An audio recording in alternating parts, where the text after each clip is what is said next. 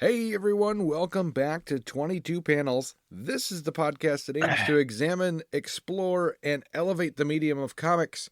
I am Tyler, and across the interwebs from me is Tad. Hey Tad. Hey, Tyler, how are you? I'm good. I'm actually really Yeah, good. We're back recording on a Saturday morning, which I love. Just seems to be the optimal time for us. So, I mean it is ideal, though my cats got me up really early and then I almost fell asleep again. oh, you did? Oh, yeah. No, I was up at about 10 after 6, getting myself ready for the day. My my cat got me up at 4:30. Oh God. So I almost fell asleep again at like 6:30. Oh really? I, Yeah. if it gets to be like quarter after when 15 minutes past when we were supposed to start recording, I would call you. Yeah, I I'd know. I'd be like, hey, wake up. I get it, but still. Yeah. What's going on Uh in news this it week? was well, did you catch the State of the Union? I did. I did. I, I don't think Sleepy Joe's acting so sleepy. No, he was articulate. He didn't seem. I mean, I don't think he Well, stumbled very often. to quote his predecessor, he is so angry and crazy. I don't know about the crazy part, but that's a far way from the Sleepy Joe that he was talking about like 48 hours earlier. Exactly. Some favorites from the from from the speech. He said, "My predecessor and some of you here seek to bury the truth about January 6th. I will not do that. This is a moment to speak the truth and to bury the lies. Here's the simple truth. You can't love your country only when you win." Yeah. Uh, Another favorite of mine was when he actually said out loud, asking the Republicans, well, not asking, telling the Republicans, I know you know how to read regarding their own border bill that they'd shot down. Right. Um, another favorite part was he started talking about, you know, a tax cut, Yep. and the Republicans or the Republican or his predecessors having cut $2 trillion in taxes for the super rich and planning to do so again should he regain power. And he started getting booed. And he's like, "Oh no, you guys don't want another $2 trillion tax cut? I kind of thought that was what your plan was. Oh, that's good to hear." Um, That was funny. I liked his snarkiness, especially at what's her name, yeah. Marjorie Taylor Greene was Oh there yeah. booing him the whole time. Well, say her name. She'd given him the button for that woman that was killed by an immigrant. Never mind, the number of Yeah, immigrants then that he have held it died up. trying to get here or whatever. Yeah, Um, they went ahead and said the name and then pointed out that, Democrats had tried to do something about the border. Hell, Republicans had tried to do something about the border until his predecessor opened his mouth and they decided to. So, if the border is actually an issue, let's do something about it right now. yeah,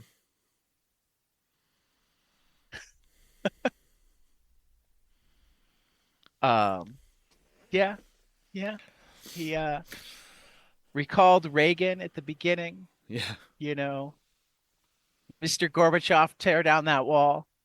Whereas my predecessor says, Putin, do whatever the hell you want. That's not what an American president's supposed to sound like. Yeah, he was on fire. Yeah, He was on fire. yeah. Did you catch the response? From who? The Republican response. No, I have kind of Okay, just so stayed out of the. they decided that the proper choice um was 42-year-old junior senator from from Alabama, Katie Britt, who I don't know, she could have been the proper choice. Sure. Visually, it's stark contrast, but I don't know if putting her in her kitchen was the right place for optics. Right. Here I am, one of the most powerful women in the nation, coming to you from my kitchen. Yep. Also, she really had trouble with her delivery, and didn't have a ton to deliver.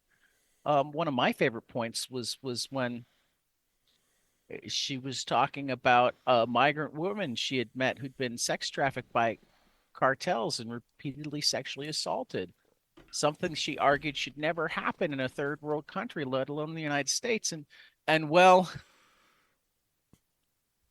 not a fan of it happening in the United States, and we Yep. should work on that.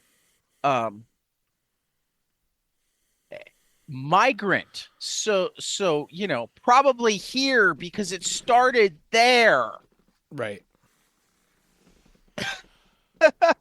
I get it. Her undertones. So let's not clear. wait, huh? Yeah. Rolling Stone had some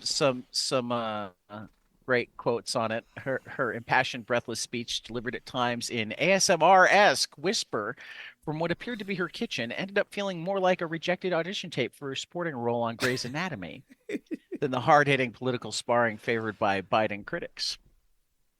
And apparently, while it was going on, Rolling Stone editors were receiving word from GOP operatives. What the hell am I watching right now? A Trump advisor asked. Creepy, said a Republican pollster. A lawyer working in the Trump orbit says the performance reminded them of public access television, and a senior House congressional aide remarks that it was cringe-inducing to watch and likely destined to be turned into a lame Saturday Night Live sketch this weekend. I agree with all of that, except that I'm willing to bet the skit will not be lame. I was gonna say it's not gonna be lame. I think it's gonna be awesome tonight. I mean, it's probably gonna be their cold open. Yeah. Another Republican said, everyone's fucking losing it. It's one of our biggest disasters ever. That's awesome. That's probably going to be... I'm going to watch tonight. I'm going to watch, and... Kelly and I always watch on Sunday. So whether we stay up or not, we'll watch. You'll watch on NBC Peacock. Yeah. I don't have Peacock, so I'm gonna watch it live, and then right. But yeah, they'll be all over it. Yeah.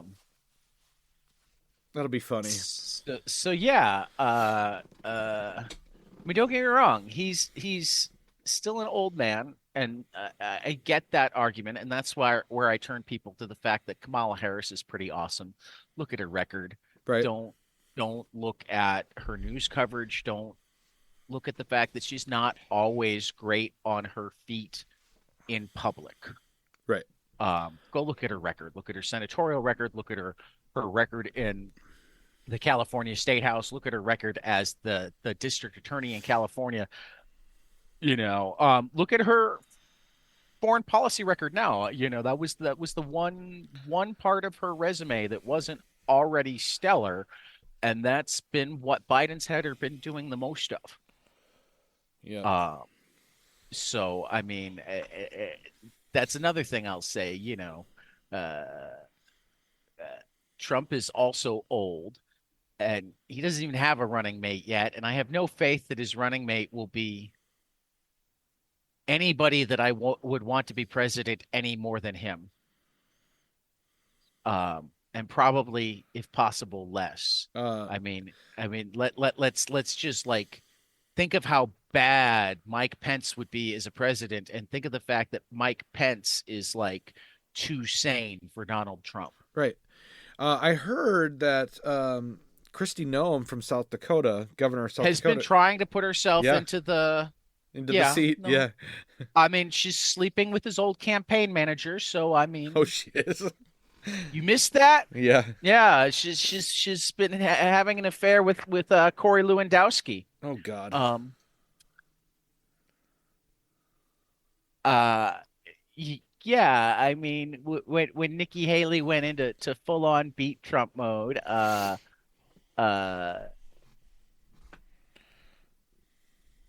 Noam has started to try to position herself. Right. Um, I don't know anybody who I respect and think is a thoughtful person from South Dakota who thinks she's done a good job there. No, I no. Um, There are. I mean, it, she does it, have. the one thing I have heard, and I would have to go do some reading, but I've heard that at this point, banking regulations in South Dakota have been stripped down so far that it's become the preferred place to launder money, even more so than the Cayman Islands. Oh, really? Um, so Wow. let me see if I can pull up a source on that quickly.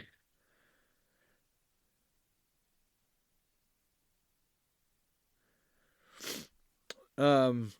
Yeah. While you're doing that. Um, oh yeah, it was the Atlantic. How Okay. South Dakota became a haven for dirty money. Funny. October 5th, 2021.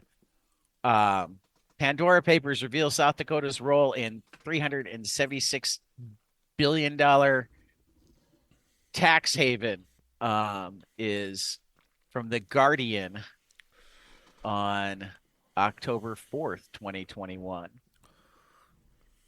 Wow. So yeah, there are a couple of very trusted news sites talking about South Dakota being a good place for your dirty money. That makes sense. No, that's funny though. The Christy Noma. Wait a minute. I missed this one.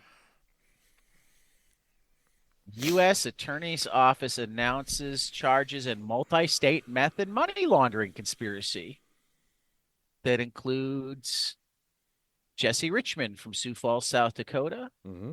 Tony Hunter, aka Ox of Sioux Falls, South Dakota, Jesus Salomo Roche of Sioux Falls, South Dakota, Misty Turner, Sioux Falls, South Dakota, Jessica Knight, Sioux Falls, South Dakota, or I'm sorry, Presho, South Dakota, Christopher Spider, Presho, South Dakota, Sapphire Big Eagle, Lower Brule, South Dakota, Sunny Big Eagle, Lower Brule, South Dakota, Right. Donovan Pinkston, Sioux Falls, South Dakota. Destiny Wilson, Sioux Falls, South Dakota. Caitlin Schmidt, Sioux Falls, South Dakota. Nicholas Sherrard, Sioux Falls, South Dakota. And Terry Ryder, Sioux Falls, South Dakota. Along with some people from Colorado and Minnesota. A total of 23. Wow. 23 defendants in a multi-state meth and money laundering conspiracy. From February 20th, 2024. So that's a recent indictment. Yeah, I saw this on the news the other day.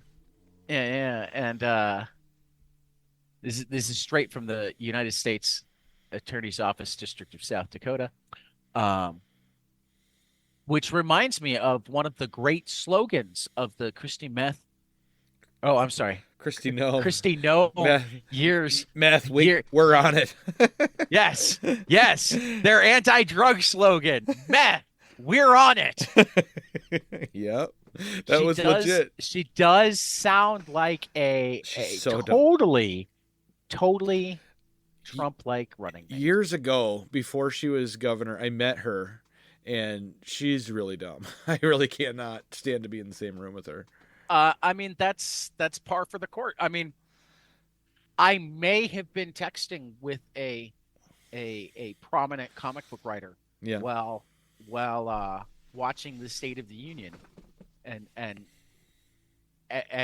along with my awe at the fact that Biden actually said the words, "I know you can read." I then questioned to much joy. On the flip side, if they couldn't, that would explain a lot, wouldn't it? Right? Exactly. It's like, are you sure? Are you sure? I know when he said that, I'm going, really? Can they? Right.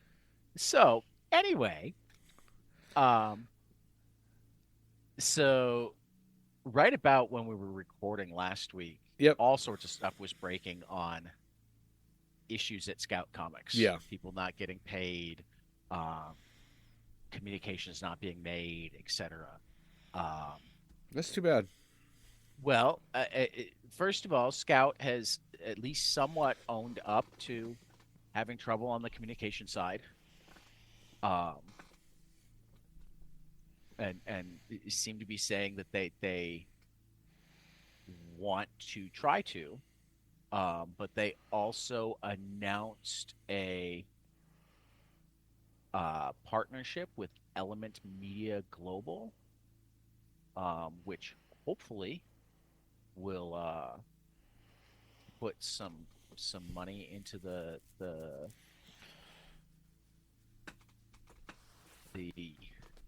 business, help communications, help get people paid, and they're planning to relaunch come summer. So hopefully, um, Hopefully it'll all be ironed out. yeah, hopefully it will turn out that it was awkward people being bad at making necessary communications, Yep. and therefore appearing to ghost when they were really desperately trying to come up with the money to pay the people that they owed money to. And hopefully those people get paid, and hopefully things are smoothed over at least a little bit. Because, I mean, you and I both enjoyed a decent amount of the output from Scout. Oh, for sure. So it's never fun to hear when any company has issues. But at this point, I don't know how many companies we've heard of that haven't had issues at one point or another. I mean, we recently heard off the air that another company that we love, Mm-hmm. has had issues from time to time that we didn't know about, that I'm not gonna talk about, because if the artists aren't talking about it and it's not Right. whatnot, then I'm hoping that it's like the one-off whatever. Yeah. But yeah, so hopefully that's good news out of bad, and Right. we'll keep our eyes on it. Yeah, I wonder what they're going to relaunch with for series. I imagine it's going to be a lot of the same stuff, just with probably a new, slightly different branding. Yeah. Yeah, you're probably right. It doesn't seem like it's a big, we're completely starting over. It seems like it's okay, we're going to pause while we, and it Collect also sounds ourselves, like yeah. some of the stuff is, they took big swings at things and missed on some of them, because some of the complaints were that they felt like they hadn't made money because they were being charged for overprints that they wouldn't have made. The argument from the publisher is, we believed in the book. We wanted to have stuff on hand to push it, and it's such a balancing act. So I can see the arguments from both sides. I don't Right. necessarily think it's clear that there's bad actors as much as things that could have been handled better, because people are people. Humaning is hard. Running a business is hard. Comics are hard. Yeah. Which is not to say anybody should decide to trust. I mean, it's information. It's if you've been burned by Scout, I would be wary of trusting them again. If you have a book that you're shopping, I would be aware of what other people have said, and careful about what my contract said, etc. Exactly. So yeah. But yeah, no, I we don't hear enough about how the good companies work, and when companies run into troubles, we often don't get enough of a picture of the why and how, and I think that's a shame, because it makes it that much harder Empathize with for them. people to learn how to do it well. Yeah, exactly. So my final piece of news. This sort of thing keeps happening, and I don't know if I love it or hate it. Tyler, I'm actually going to be reading a G.I. Joe comic. That's awesome. I never thought I'd say those words. I'm going to read the first one. Long.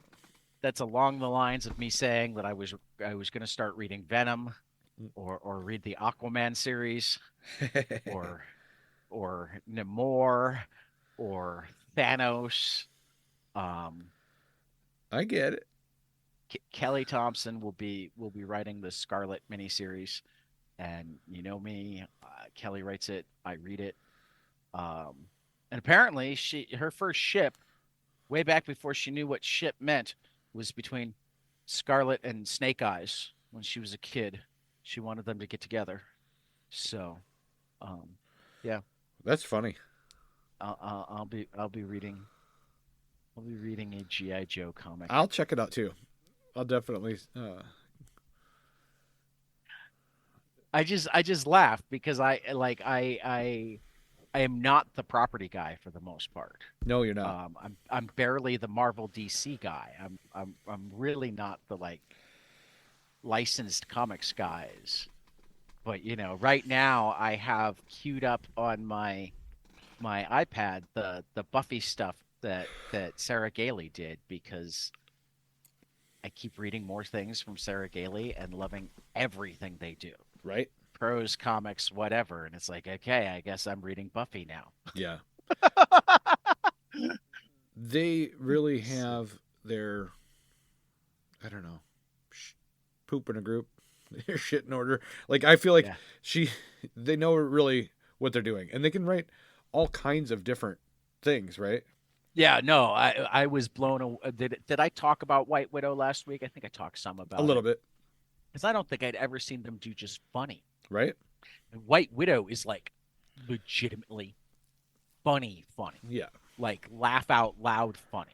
Yeah. You know, there's dark humor in Know Your Station. There's dark humor in Eat the Rich. There's dark humor in all of their novels that I've read. Right. But like White Widow has like just basic laugh out loud, Big Bang Theory style funny. Yeah. Big jokes. Yep. You know. Yeah. Um, I agree. New to order this month, starting with the new comic series. Take it away, Tyler. Ain't No Grave from Scotty Young and Jorge Corona comes out from Image on May 8th. American Nature Presents from Greg and Faith and Josh Pettinger, a new anthology series from Floating World. Anansi Boys. June 19th. Anansi Boys, Neil Gaiman and Mark Bernardin and Sean Mertenborough from Dark Horse on June 26th. Bear Pirate Queen from Sean Lewis and Jonathan Marks Baravecchia from Image Comics on May 1st. The Boy Wonder from Junie Ba out on DC on May 7th. Not a number one, but Briar is returning for a second arc with number 5 from Christopher Cantwell and new artist Alex Lins from Boom Comics, May 15th. Burning Maid from Roberto X. Molinari, Andrea L. Molinari, and Luca Panasaroli from Scout on May 22nd. Canto, A Place Like Home from David Bohr, Drew Zucker from Dark Horse on June 5th.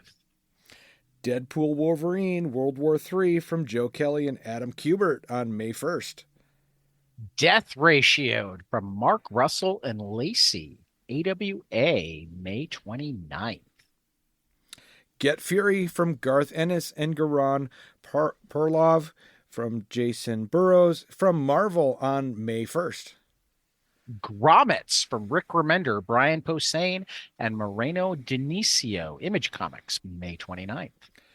Gun Honey Collision Course from Charles Ardai, Ang Hor King, Hard Case Crime, and Titan on May 15th. Into the Unbeing, Zach Thompson, Hayden Sheridan from Dark Horse Comics on June 12th. Joy Operation from Brian Michael Bendis and Stephen Byrne from Dark Horse on June 19th. Mezzo, The Trial of Rodin from Tyler Chin Tanner, Jared Lujan, and Val Rodriguez. Wave Blue World, May 1st. Mugshots from Jordan Thomas and Chris Matthews from Mad Cave on May 8th.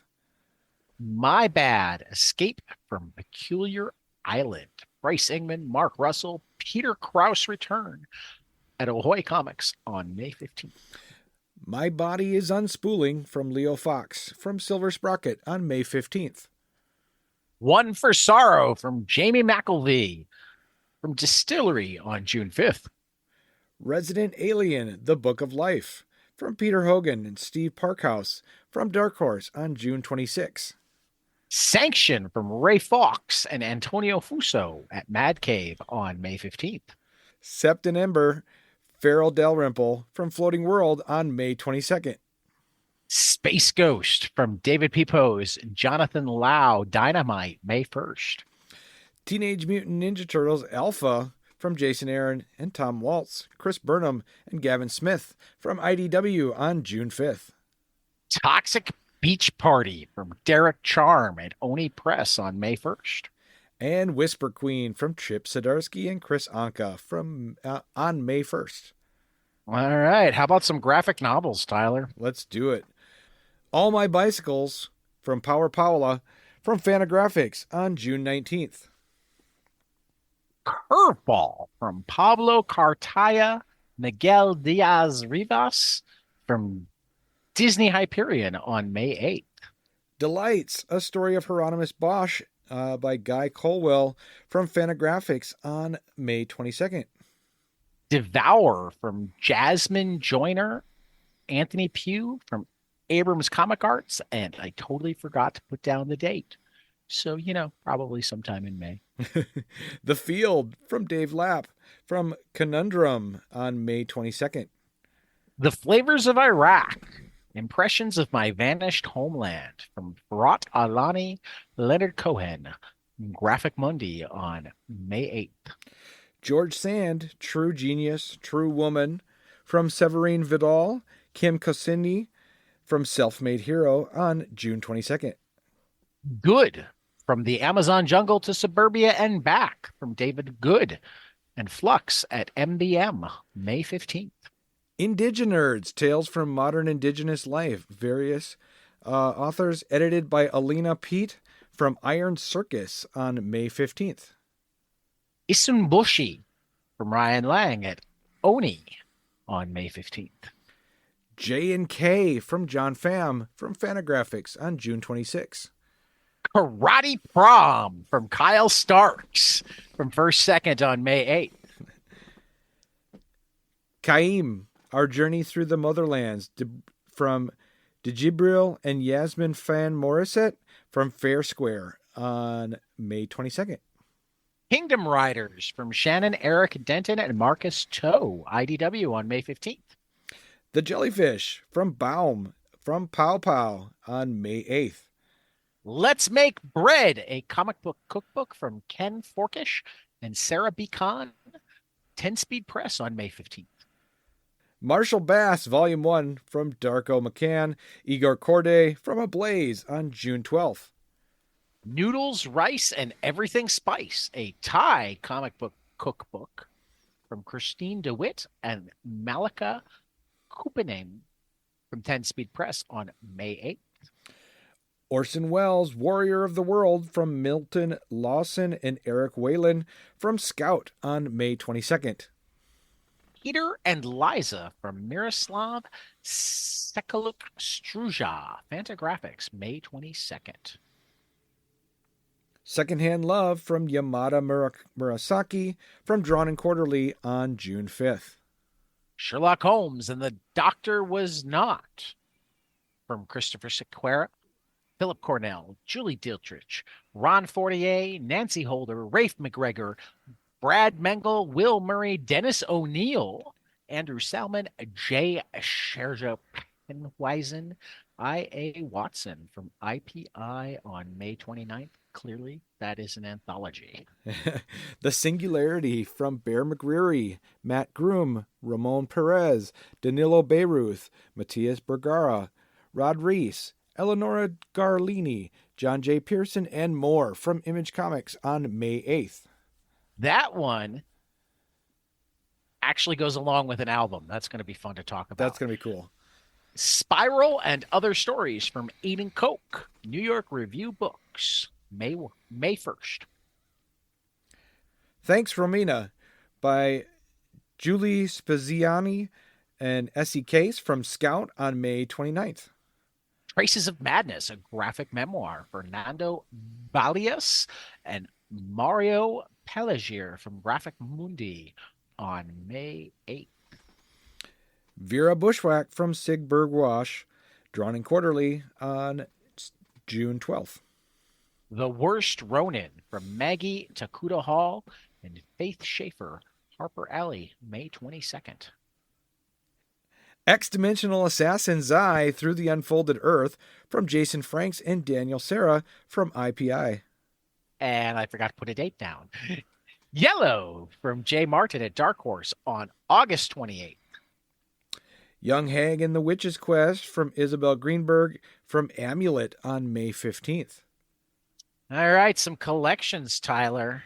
Black Hammer, The End. We're both looking forward to this first one. Yes, we are. Black Hammer, The End from Jeff Lemire and Malachi Ward, out on Dark Horse on July 31st. Black Widow, the Kelly Thompson Elena Casagrande collection from Marvel on June 12th. Dark Ride Volume 3 from Joshua Williamson and Andre Brayson and Adriana Lucas from Image on May 8th. Deep Cuts from Kyle Higgins, Joe Clark, and 6 different artists from Dark Horse on May 22nd.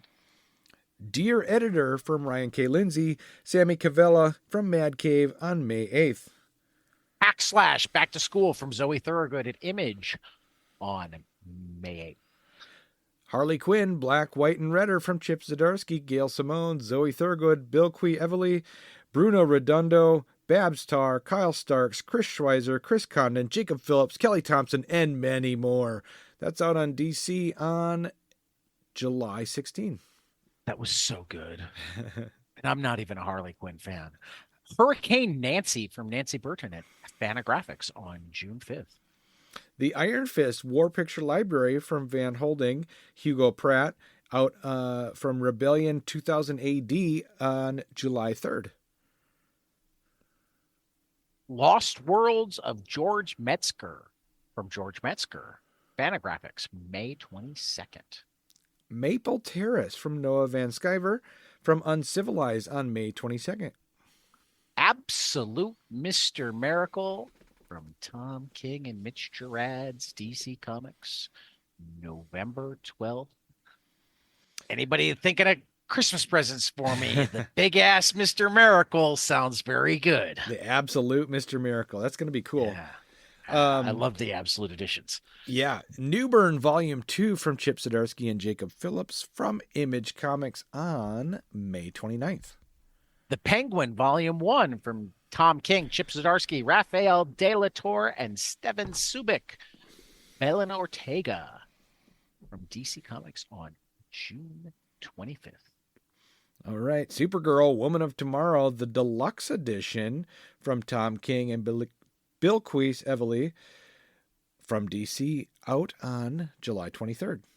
If people are looking for Christmas in July presents for Tad, that would be a good one. Yeah. The White Trees, a Black Sand Tale from Chip Zdarsky and Chris Anka, out from Image Comics on May 8th. Wonder Woman Volume 1, Outlaw from Tom King and Daniel Sampere from DC Comics on July 2nd. And if you're dumb enough that you haven't been reading Wonder Woman already, there's your opportunity. No word on whether it's including the backup kids stories or whether they will be collected separately. Okay. Cool. So, yeah. You want to talk some new order stuff? I do, yeah. What do we got? I'm going to lead off with Sig Transit Gloria, American Nature Presents #1. The new anthology magazine from Greg and Fake and Josh Penninger from Floating World Comics. Newsprint explosion of comics and entertainment. Seek your teeth into a brand new Santos Sisters adventure.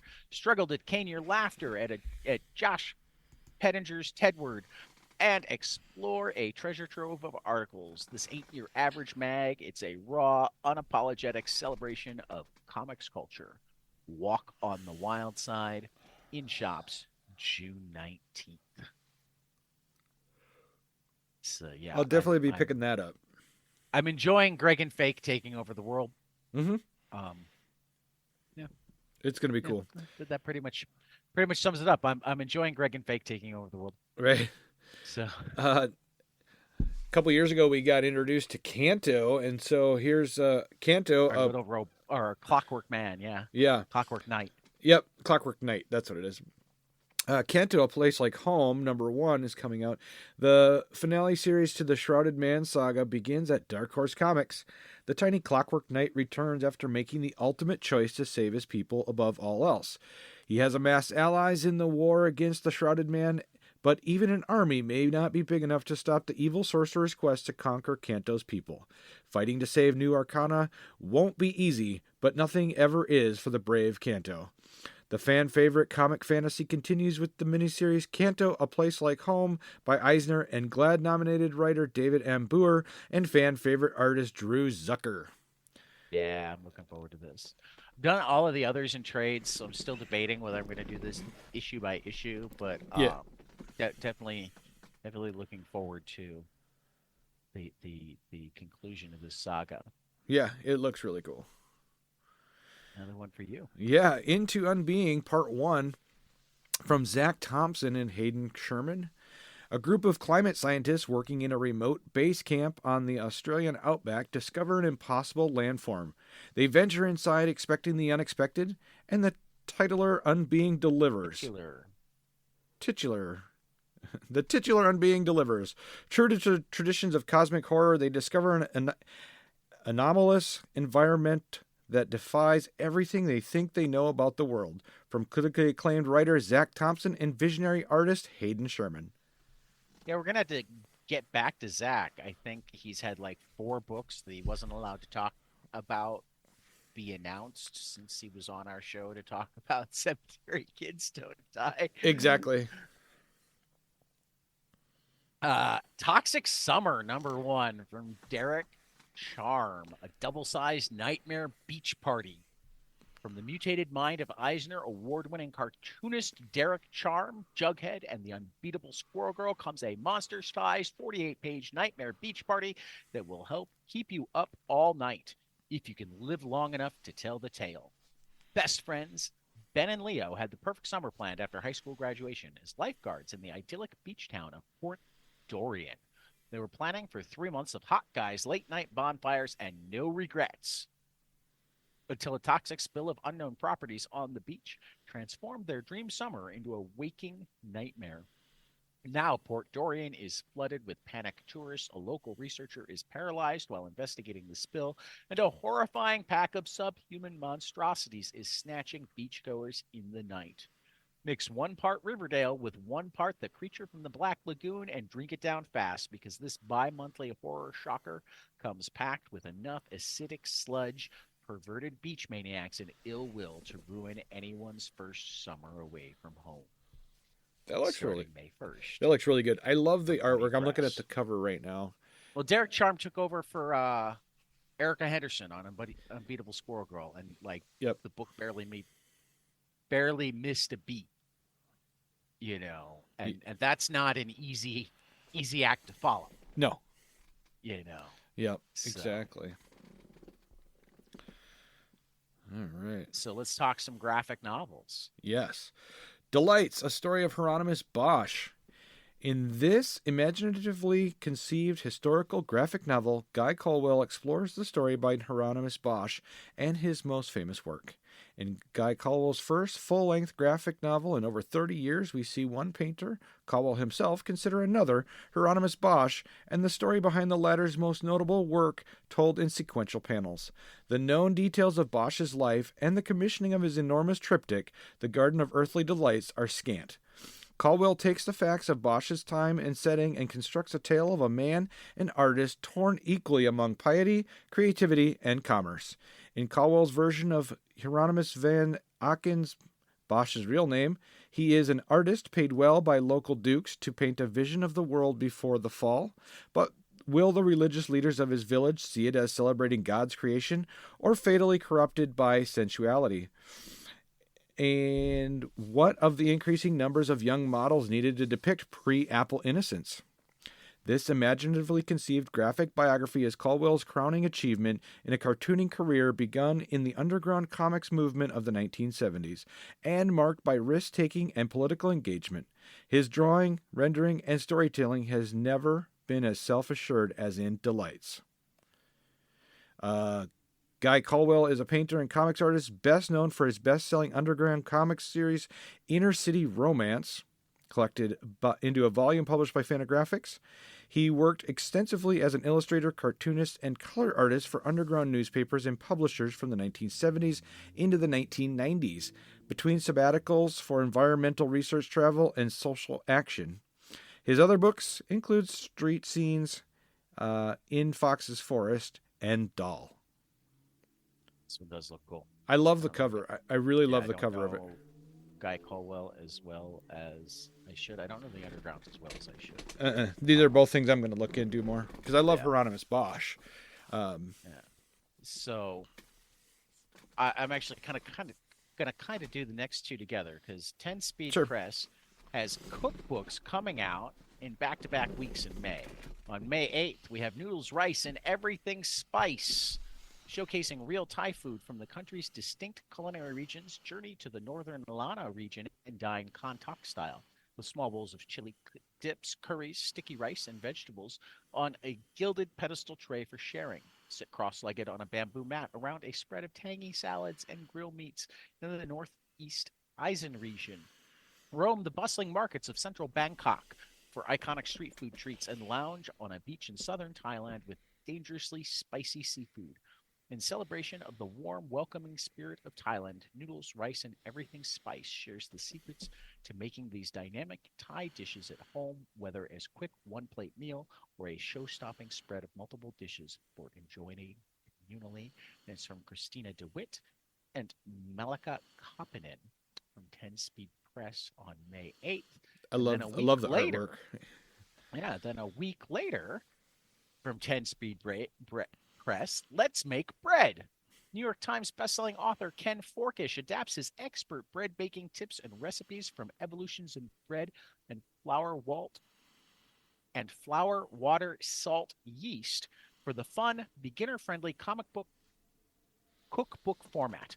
With comics artist Sarah Beacon's lively and colorful illustrations, Let's Make Bread invites readers to embark on the journey of making bread with this new visual twist. Forkish and Beacon provide valuable tips for the first-time bread maker, from the necessary equipment and ingredients to the basic 8-step bread method. They explain how to start, feed, maintain, and share a sourdough starter, and include valuable troubleshooting tips for temperature, dough texture, proofing, and more. They also present 17 gold standard recipes for both traditional and customizable loaves, including the Saturday bread, the standard corn kernel bread, raisin pecan bread, and more. So that's May 15th. That looks awesome. Speed Press. Yeah. All right. Speaking of Scout Comics. Yes. Trade paperback Orson Welles' Warrior of Worlds. What if Orson Welles' infamous War of the Worlds radio broadcast wasn't a prank? What if he was broadcasting a real invasion? Orson joins a secret agency protecting Earth from aliens. Buckle up for an epic saga spanning Welles' career as a filmmaker by day, alien hunter by night. Yeah, I think it looks really cool. I hope Scout is able to actually do something with that after their, soft relaunch. So, do I have a press on this? Image Comics comes The Singularity from Matthew Groom and Bear McCreary, with art by Ramon K. Perez, Danilo Beyruth, Matthias Bergera, Rod Reese, Eleonora Carlini, John J. Pearson, and more and more and more. I could probably read it off the cover, but I'd have to really squint. Get a magnifying glass. How much loss could one soul endure? Blue Eyes can't stop being reborn. He tumbles from life to life, from one unthinkably strange universe to the next. The only constant that, one way or another, everything that he learns to love is lost. But when Blue Eyes finally catches up to a mysterious figure he's been seen recurring throughout his lives, he realizes he might just have a chance to escape his cursed immortality, or at the very least, exact revenge for it. Inspired by and a companion to Emmy and BAFTA award-winning composer Bear McCreary's first ever original concept album of the same name, The Singularity sees a cavalcade of comics' greatest artists, join with writer Matt Groom, Inferno Girl Red, to tell a sweeping cosmic story about the lessons that loss can teach us. And that will be out on May 8th. Very cool. Yeah, See it how looks this cool. It's like half eye, half speaker. Yep. I was just going to say the singularity thing is like Yeah. an eye speaker looking thing. I Yeah, think it's cool. yeah, I think it's really cool. Yeah. I'm digging this idea, Mm-hmm. and I'm gonna have to listen to the album. And yeah. So here you go. All right. I picked Dark Ride Volume Yeah, 3. we're getting into collections now. Just clear out some tabs. Make life easier. Sure. Collections. Dark Ride. This is the trade paperback Volume 3 from Joshua Have Williamson. you been up to date on this? No, I'm a little behind, but I am still reading it. Good. So fucking good. Yeah. Dark Ride plunges it to its shocking conclusion. Now that Sam knows who put the devil in Devil's Land, it's time to take a ride on his father's first creation, the Devil's Due, to save a loved one. Yeah, it looks really cool. Anyway, the writing Joshua Williamson and art by Andre Bresson and Adriano Lucas.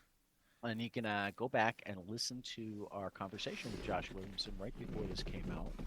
We're gonna have to see if we can get him back to talk about it once it's done. Mm-hmm.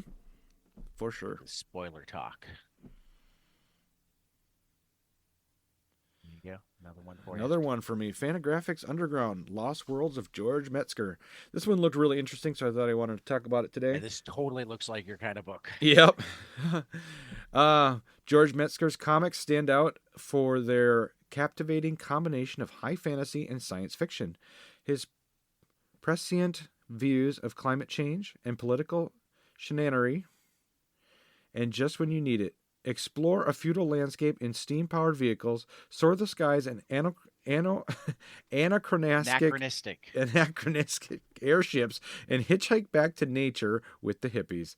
It's all here in this long-awaited anthology of George Metzger's most iconic and idiosyncratic comics creations, including two never before seen stories rediscovered after missing for decades. Yeah, this looks just amazing. Looks pretty cool. Yeah. It's pretty cool. More evidence that I need to just dig deeper into underground comics. Mm-hmm. From current, not quite underground, but very indie comics. Collection of Noah Van Sciver's Maple Terrace. From multiple award-winning cartoonist Noah Van Sciver comes Maple Terrace, a new autobiographical graphic novel based on the author's childhood. Maple Terrace unfolds a tale of big money comic collecting craze of the early 90s as seen from the ground floor. In a time when superheroes were oversized, adorned with massive guns and countless punches, comic books were currency. Young investors struggled to collect every comic gimmick under the sun, embossed metallic ink holographic foil, hoping they someday would pay for their college education. Brutally hilarious, Maple Terrace shines a light on the strange intersection between poverty and speculative comic book craze of the 90s. The collection will be out May 22nd. Yeah, I really... Oh, go ahead. Finally, for you can go ahead, because I was about to move on. Oh, I was just going to say, I really like the artwork. I mean, all I've seen is the cover. If you want to go back to the cover of that real quick. I was just... I closed it. Yeah, you did. Okay, no problem. Anyway, moving on. I have...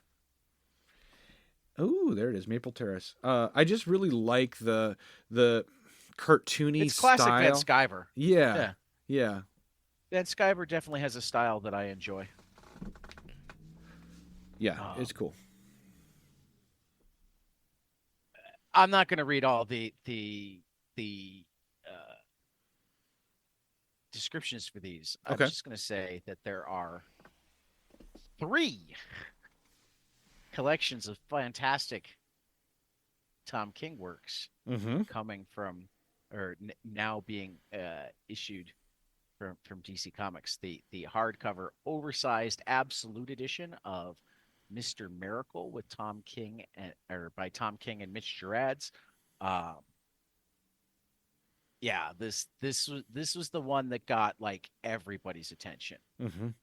You know, a lot of people noticed him with Vision, and people started to like dig his Batman run, and then Mr. Miracle dropped, and everybody's like, "Who the fuck is this Tom King guy?" Exactly.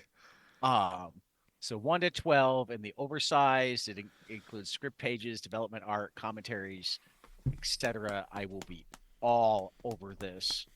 $125 due out November 12th. Sounds good. But also just listed the deluxe hardcover edition just in time for their, or being listed just in time for their Helena Windhorn to start. Deluxe hardcover edition of Supergirl Woman of Tomorrow from Tom King and Bilquis Evely. Includes a new, very, very pretty Bilquis cover. Never before published alternate script for issue 6, and a treasure trove of behind the scenes artwork from Evely. Again, I will be all over it. $49.99 out on July 23rd. This next one I probably won't buy because I have all the single issues, I was gonna and say, you frankly, pretty I'm much got waiting it. for the hardcover. Yeah.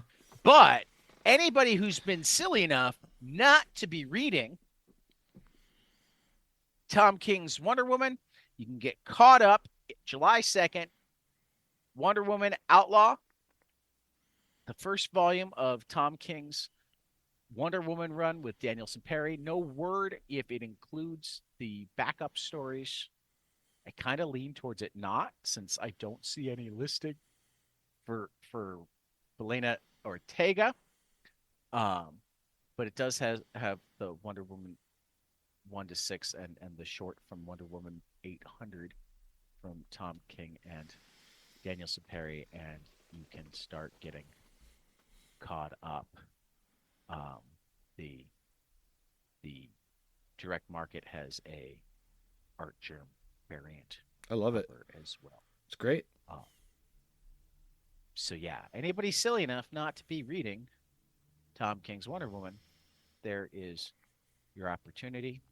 Because it's so Yeah. Definitely worth picking up the trade.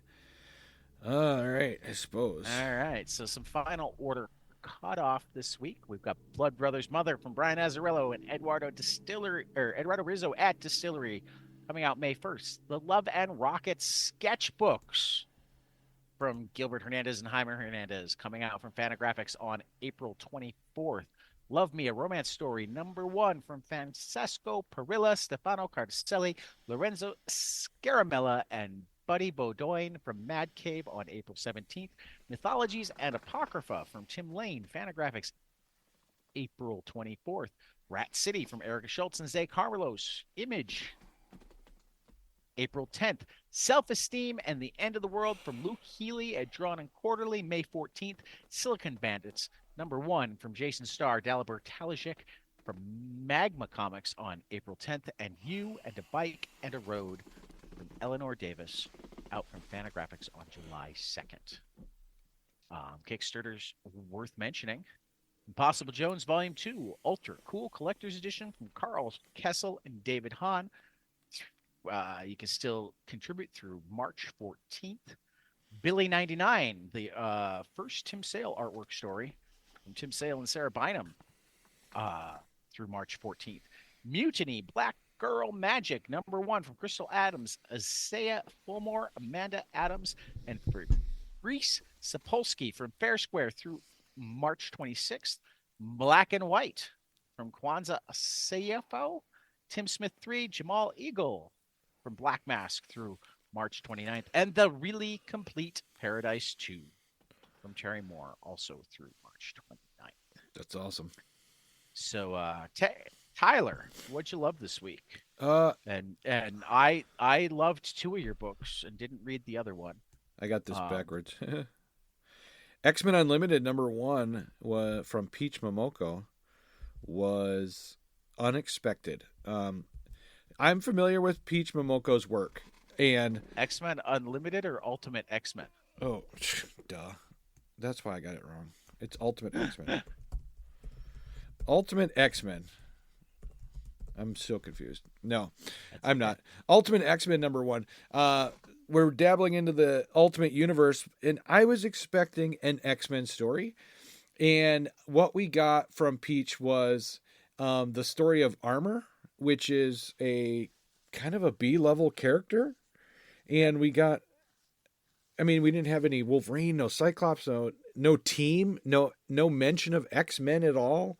And at first I was like really disappointed, but then I just realized how beautiful the comic book is and how well the story is written, even though it wasn't what I would expect for a relaunch of the Ultimate X-Men universe. It was just amazing. It was a great story. I don't know what I was expecting, but I was hoping like Peach would do the X-Men a little bit more X-Men-y, but she did Peach Momoko. Do you know what I mean? Right. So I don't know why I was expecting different when I know what to expect from Peach Momoko, you know? Right. But yeah, it was really good. It was unexpected because like at first I was like, what is this? This is not my X-Men, you know? But anyway, Ultimate X-Men. yeah, exactly. And I have to, your Spider-Man either. no, and I was like, oh, I like that breath of fresh air. This time, rather than having the Ultimate Universe be like retellings updated, they seem to be doing very different tellings. Correct. Begging the question why they called it the Ultimate Universe rather than some other universe, but that's all marketing. I agree. So I don't know where it's going to go, if it's going to be an anthology, because it looked like on the very last page where it shows like the upcoming issues cover, it looked like it was going to be a young Storm. And so, I mean, it could be that they introduce you to each of the characters first and then bring them together. Could be. Yeah. And then, Love Everlasting #13 from Tom King and Elsa Chartier from Image was really good. I'm really loving the story so far. Well, so far it's 13 issues.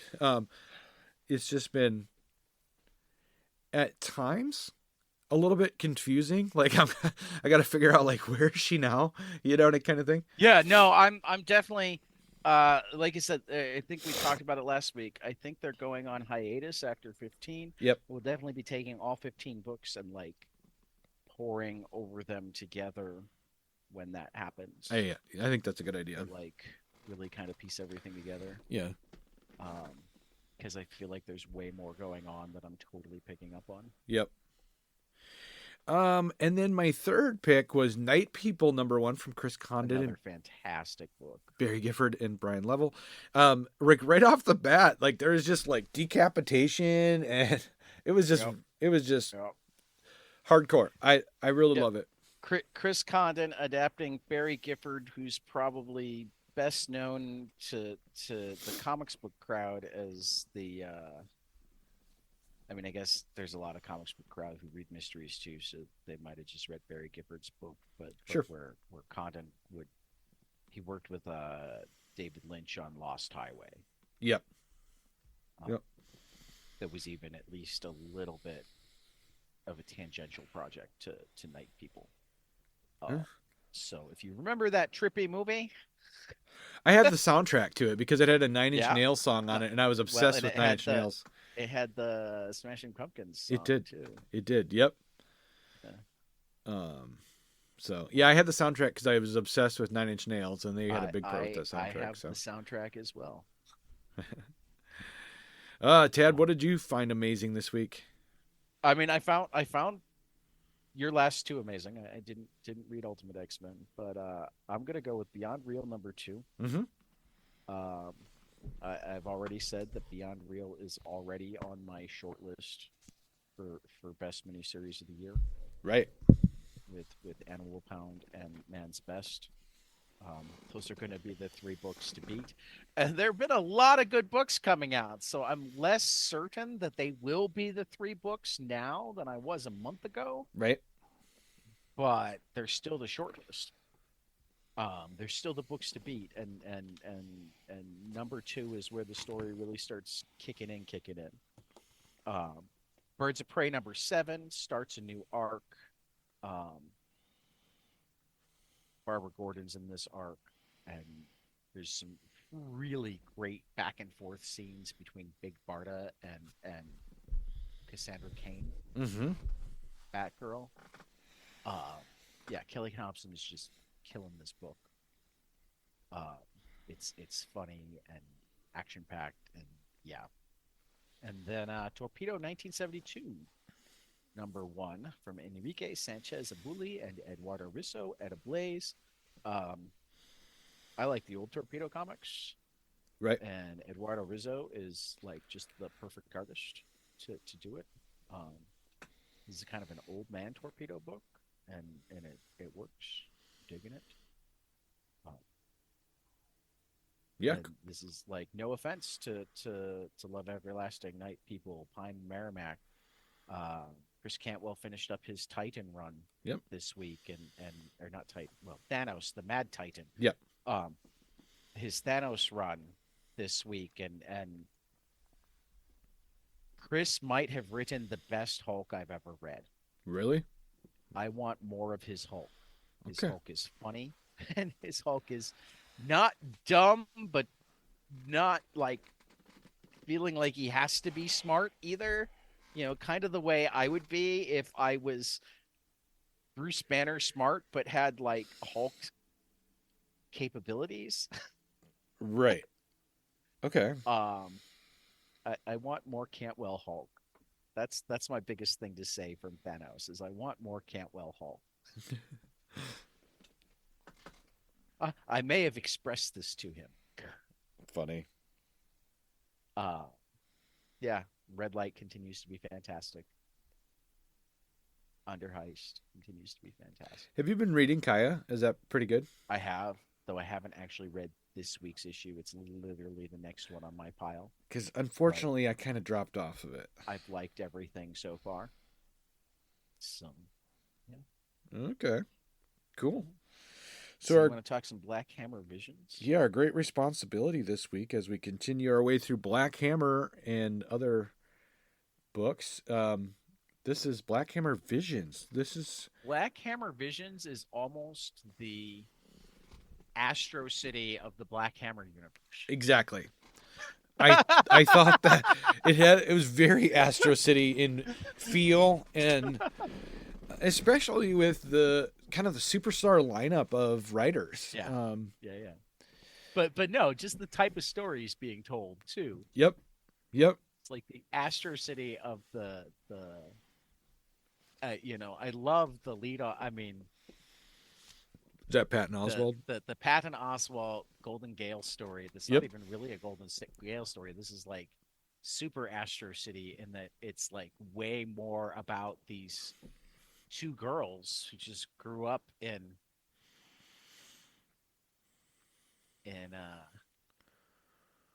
I forget the name of the town right now. Oh, the farm. Yeah, the town that the farm Oh is in. shoot, I don't remember either. But yeah, the whole thing takes place at Tammy's Diner. Yep, Is it Rockwood? Rockwell? Rockwood, I think. Yeah. It's terrible that we don't remember You know, minor details. some details. It's not like it's a comic book review podcast. Right. Anyway, No, nowhere in our mission is to review. that's true. Examine, explore, Yep. elevate. See, we're leading out the details so that they have to read the book. That's part of the elevation. You're right. So we'll just leave it I'm vague. pulling words out of my ass. Let's just leave it vague on purpose. No. Who was your favorite? But yeah, writer? this one's probably my favorite. Yeah, I agree. It was really good. And in the past, go ahead. Big fan of the Cecil Castellucci. Yep.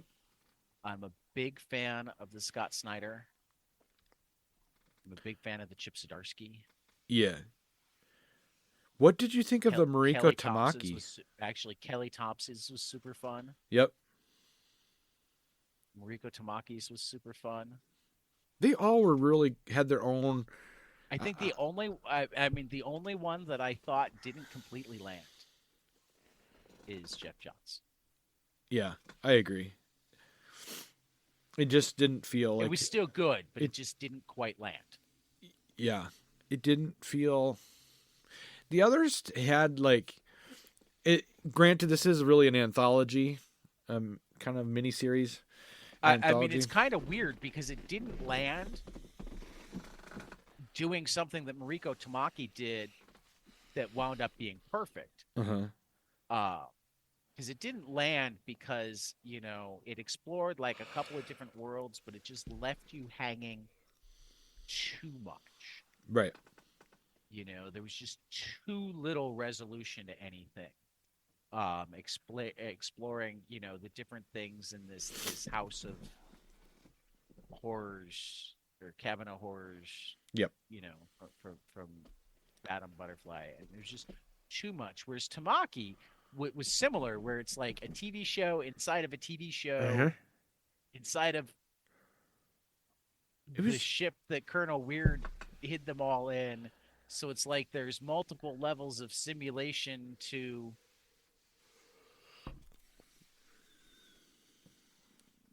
So essentially to me, it's like an exploration of all of the different things that Weird and Dragonfly could have done with them and maybe did do with them. They didn't have to be at the farm all the time. Maybe they were in the TV show. Maybe they were in space watching the TV show. Maybe they were directing the people in space watching the TV show. Right. I mean, it took. I felt like the Tamaki. And it took until you get to the end and you see Weird walk out the door, and it's like, oh, the weird in all of this is actually Weird. Yes. It's actually him. Yeah. I don't know what level of all of the rest of it is the actual characters versus he uses them for the characters in everything. I know. I thought that was a little. Convoluted is not the right word, but like it was hard for me to go, what the heck's going on? Yeah, no, it's one of those things where I think you're supposed to be confused until the end. Okay. And even at the end, you don't know, are these alternate realities for the people at the farm? Right. Or are these things that Weird does to get away?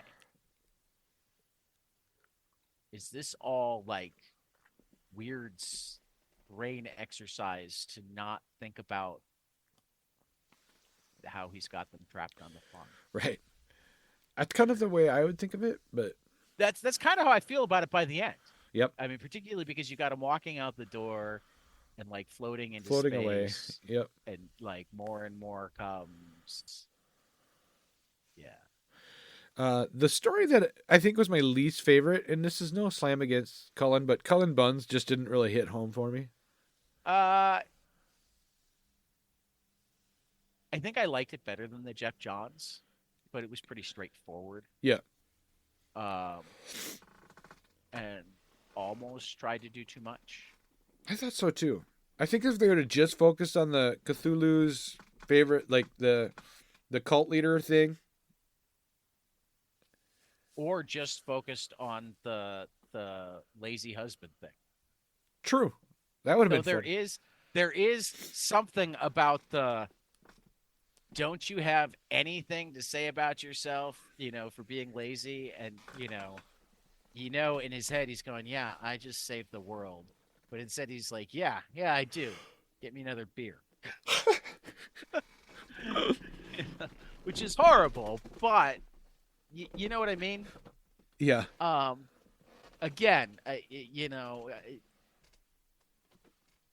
it's a forgettable issue, but That's it's really well rendered. yeah. And it's I mean, where I like it at least better than the John's one, which again, John's one is brilliant. The John's dialogue is good, whatnot. I could see the John's issue being like the first issue of a very good 3-issue miniseries, Yep. that sort of thing. Um, just like I could see Bun's issue working very well if it was either tightened or allowed to breathe a little bit. So if either he like cut some from it to like just tighten it up Yep. and focus on less moving parts, or if he'd had a second or third issue to kind of let it breathe. There were some solid concepts and some great art. I think Cecil Castellucci's is the trippiest, actually, even more than Tamaki's. Correct. Yeah, it is very trippy. And I love it. My favorite cover though is the Chip Zdarsky one with it's got Abraham Yeah. Slam on the cover. With this fat That's lip. actually even chip art. Yep. I think That was a fun story too. It was very fun. Very fun. Slam essentially ruining his life because he can't give up on being a superhero, even though he's way too old to be a superhero. Yeah. Yep. Oh. I cannot stop yawning. Oh, I am so sorry. And then the Scott Snyder one was well crafted. Yeah, I really liked it. Scott has real chops when it comes to writing a tight plot. I don't feel like there was any real character depth, but that's not uncommon for a one-issue thing anyway. No, but I did really like the cowboy. And what I've always said about Scott is I love his plotting, and he did fantastic plotting in a one-issue. Mm-hmm. I agree. It was really good. Even if you kind of figure out where it's going relatively early, it's still fun to take the ride. Yep. Exactly. Yep. So yeah, no, it was very fun seeing other people play in Black Hammer. Next week, we're going to see Black Hammer play in a different universe. And then we'll go back to Astro City for a week before wrapping up Black Hammer. Black Hammer, the end. Yeah, the JLA thing, I gotta be honest, I'm not really looking forward to reading it. But have you read it? Nope. Okay, it's good. Okay. It's different. I actually wonder if I'm going to wind up liking it more, having done everything Up to this point, yeah. well, like continuously here. Yep. It is Lemire written. I forget who does the art. Who does the art? It's good art.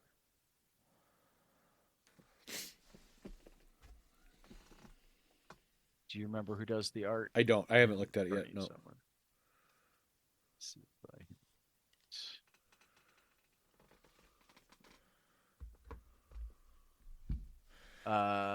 Michael Walsh. Okay. So Silver Coin.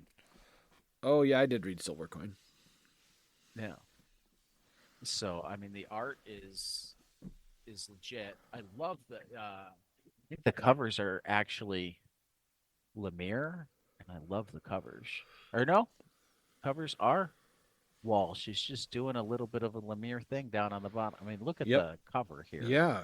So the cover we're looking at, it's got the Justice League on the bottom, and then inverse, flipped upside down, is the characters from Black Hammer. The farm. Yep. Except that the Justice League is on the farm, and the Black Hammer characters are in Metropolis. True. Oh, okay. I see that now. I didn't pick up on that. Yeah. Your cat's got your microphone. Yeah, always. There we go. So I mean, they do some interesting things. Uh-huh. I think there have been a limited number of crossover events that have really landed, period. whether it's like Dark Justice, He-Man, or Batman, Teenage Mutant Ninja Turtles, etc. When you have multiple properties going, it often feels like there's too many cooks in the kitchen. Yes. You know, a lot of people are excited about the reprinting of the amalgam and the DC Marvel crossover comics this year, and I'm excited because I don't think anything should be out of print, but I never thought many of those stories were like great. Yeah. You know. Um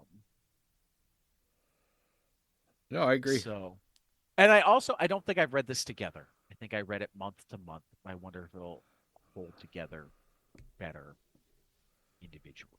Yeah. I'm excited. Well, excited is not the right word. I'm cautious. Intrigued. Yeah, intrigued. Yep. Yep. Cool. So, and then we'll do some more Astro City. Then we'll do Black Hammer at the end. Then we got to figure out what to do next. I'll talk to you briefly off air. Sure. Because we've had a couple of things pitched at us. Okay. And might be worth running with them. Sure. So. All right. So for our books we hope will be spectacular next week, Tad. This was a tough week, even though it's not a particularly big week. I had to leave Black Widow and Hawkeye #1 off my list. I had to leave Blue Book 1947 #2 off my list. Me too. Fish Flies #5 off my list. Adventure Man Ghost Lights #2 off my list. Wrong Earth Dead Ringers #1 off my list. Weatherman Volume 3 #3 off my list. I just noticed a book called I Heart Skull Crusher that has its first book coming out that actually looks really good. Not on my list. No One #8 not on my list. I will say that I know, because I've read them, Batman and Robin and Howard from Jeffrey Brown, fantastic. And Helen of Windhorn #1 from Tom King and Bilquis Evely, absolutely amazing. Yeah, I'll have to definitely check those out. But my list is Napalm Lullaby from Rick Remender and Bengal. Yes. Just really looking forward to this book. One Hand from Ram V and Lawrence Campbell, #2. So enjoy. I mean, we've just read the first issues of One Hand and Six Fingers, and talk to Ram and Dan. But it's enough for me to be very excited about where this is going. Yeah. And then Dark Ride #11, the penultimate issue of the Joshua Williamson, Andrea Brisson series that we were talking about earlier. Yeah, that looks really cool. So. All right. So. And anybody who missed it, the collected edition of Star Trek Day of Blood, Christopher Cantwell, Colin Kelly, Jackson Lansing, Ramon Rosales, Angel Anzueta, Ryan North, and Derek Charm is out this week as well. Nice. All right. 3 books I hope will be spectacular. There's a new book coming out called Roman Ritual #1 from El Torres and Jaime Martinez from Scout. I hope that's good. It looks awesome. All right. And then I'm really looking forward to, as you had said, Napalm Lullaby #1 from Rick Remender and Bengal from Image. And then, the One Hand #2 from Ram V and Lawrence Campbell from Image as well. Looks amazing. I can't wait to see where that's going to go, especially when the Six Fingers comes out again. I'm really looking forward to that. Yeah. Definitely looking forward to that. All right. Well, Tyler, you enjoy your time at the library. I am going to go pour another cup of coffee and get ready to talk to Heather Antos. Sounds good. And I will see you right now, I think, next week. I don't think we've got anything on the schedule before then. Okay, sounds good. All right. To our listeners out there, we'll catch you guys after the change. We'll catch you guys after the next page. See ya. Hey guys, this is Tyler from 22 Panels. I'm here to tell you all about our Patreon. If you enjoy this show, please consider donating to our Patreon to keep this show going. We have many different tiers, all different levels to help you decide what's right for you. Okay, so get on out there to patreon.com/22 Panels Podcast.